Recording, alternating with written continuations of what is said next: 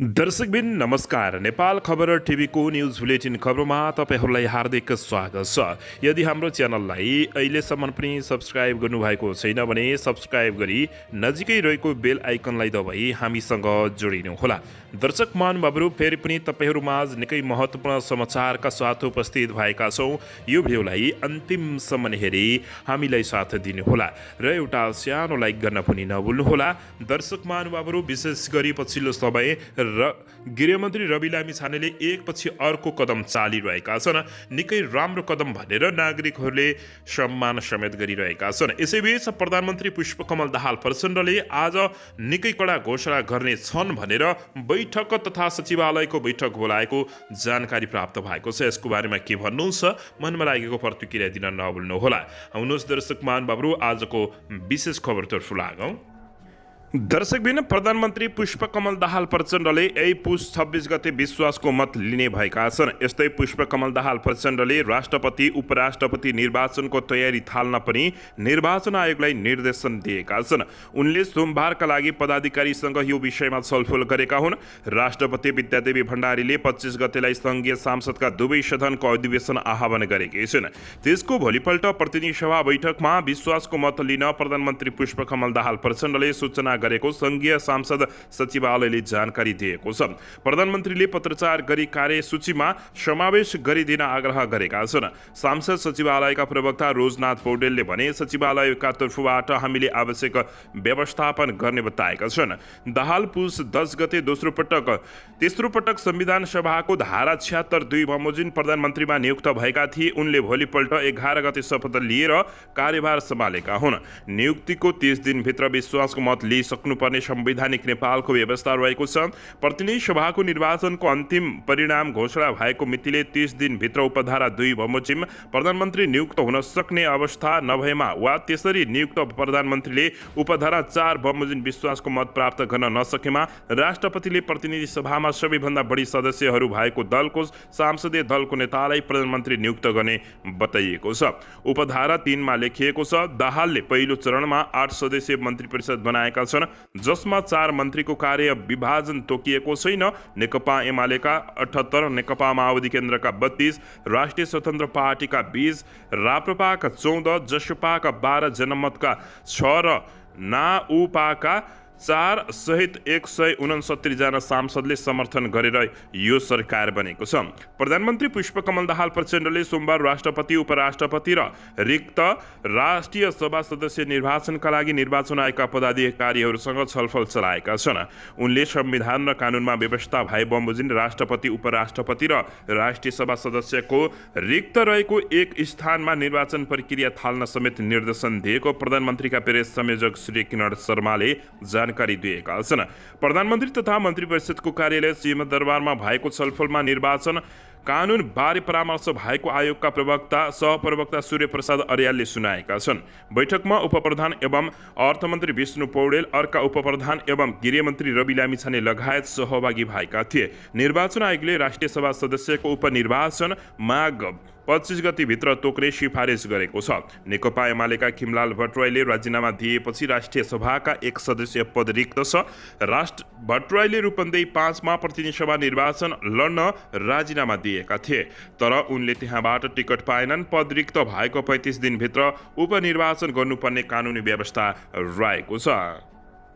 दर्शकबिन, यसैबीच यता अध्यक्ष माधव कुमार नेपालले सरकारमा नजाने नेताहरूलाई प्रस्ताव अगाडि सारेका छन्। नेकपा एकीकृत समाजवादी पार्टीको पोलिट ब्युरो बैठक आज 11 बजेसम्मका लागि स्थगित भएको छ।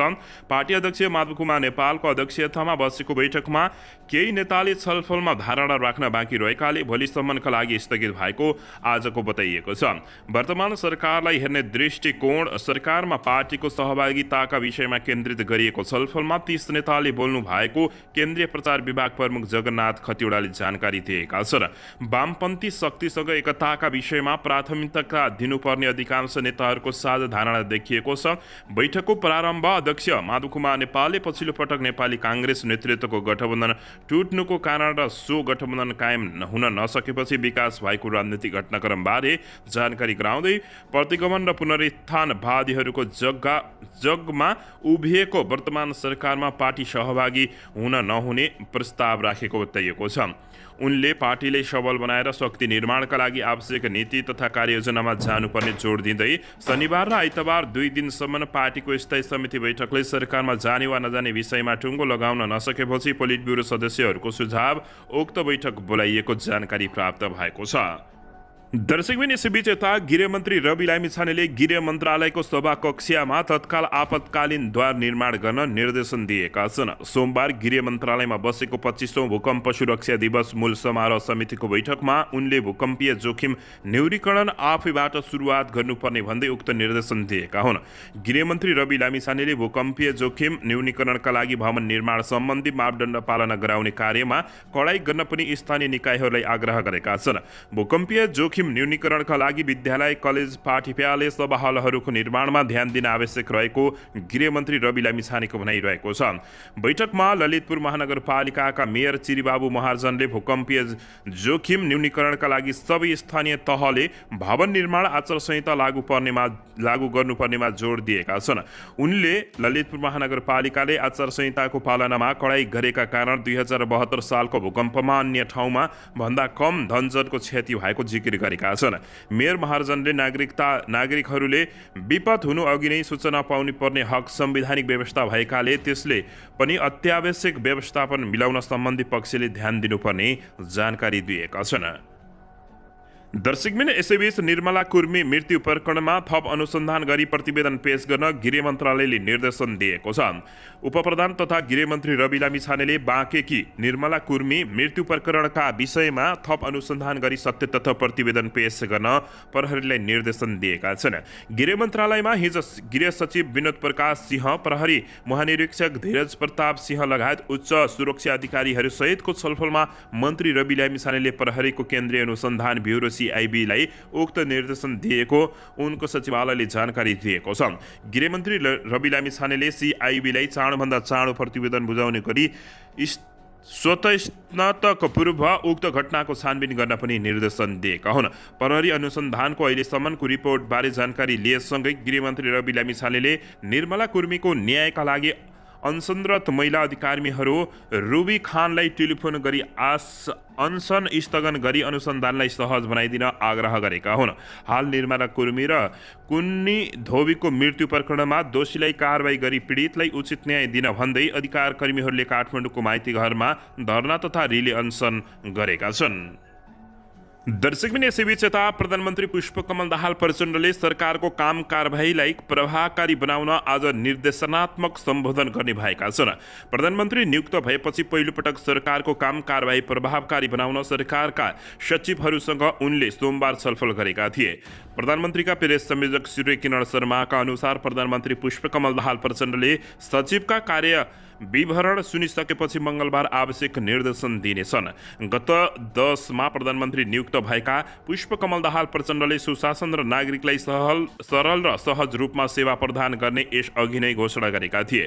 पुस 11 मा उनले नागरिकहरूलाई वा प्रदान गर्ने निकायमा भइरहेको व्यथिति अन्त्य गर्ने घोषणा गरेका थिए। विशेष गरी राहदानी वितरण, सवारी चालक अनुमति पत्र लगायत सेवाग्राहीहरूको बढी भिडभाड हुने कार्यालयको कामलाई सरल र सहज बनाउने प्रधानमन्त्रीको योजना अनुसार आज पहिलो चरणमा प्रधानमन्त्रीले सचिवहरूसँग छलफल गरेका हुन्। केही सचिव र विभागका प्रमुखहरूले आफ्नो विभागको कार्य विवरणबारे प्रस्तुति दिन बाँकी रहेको छ। सिंहदरबार स्थित प्रधानमन्त्री तथा मन्त्री परिषदको कार्यालयमा भएको छलफलमा सचिवहरूले आफ्नो मन्त्रालयको वस्तुस्थितिबारे प्रधानमन्त्रीलाई रिपोर्टिङ गरेका थिए। उनीहरूले मन्त्रालयको नीति तथा कार्यक्रम, वार्षिक बजेट र कार्य सम्पादन भएका काम, कमी तथा कमजोरीहरूको बारेमा समीक्षा गराएका हुन्।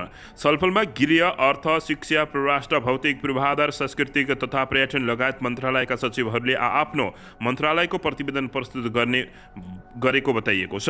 केही सचिव र विभागको विवरण मङ्गलबार प्रस्तुत भएपछि मात्रै प्रधानमन्त्रीले निर्देशनात्मक सम्बोधन गर्ने कार्यसूची तथा तय भएको प्रेस संयोजक शर्माले जानकारी दिएका छन्। दर्शकबिन यसैबीच यता काठमाडौँमा उपमेयर र मेयर बालेन्द्र शाह बीच द्वन्द्व सरिकिएको छ।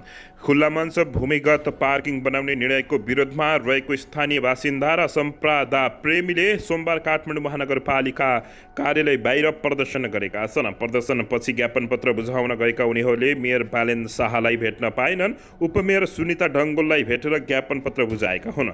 ज्ञापन पत्र बुझ्दै उनले अभियन्ताहरूसँग भनिन् जनतासँग खुल्ला मञ्चबारे कुनै निर्णय हुँदैन उनले बताएका छन्। काठमाडौँ महानगरपालिकाको नगर कार्यपालिकाका बैठकले खुल्ला मञ्चमा भूमिगत पार्किङ बनाउन विस्तृत परियोजना प्रतिवेदन तयार पार्न नगर विकास कोषलाई जिम्मा दिने निर्णय गरेको थियो। तर उपत्यकाको मुटु रहेको टुँडीखेलको खुल्ला क्षेत्र मास्न नहुने भन्दै स्थानीय बासिन्दा र संरक्षकहरू विरोधमा उत्रिएका छन्।